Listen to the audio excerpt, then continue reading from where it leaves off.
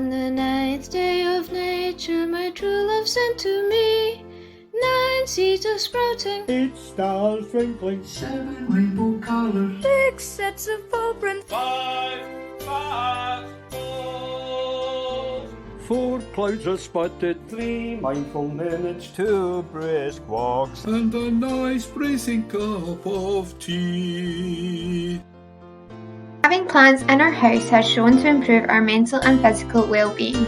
You might be surprised to find that there are things in your fridge that you are able to grow. Plant seeds from a tomato, a pepper, a chilli, an apple or a lemon.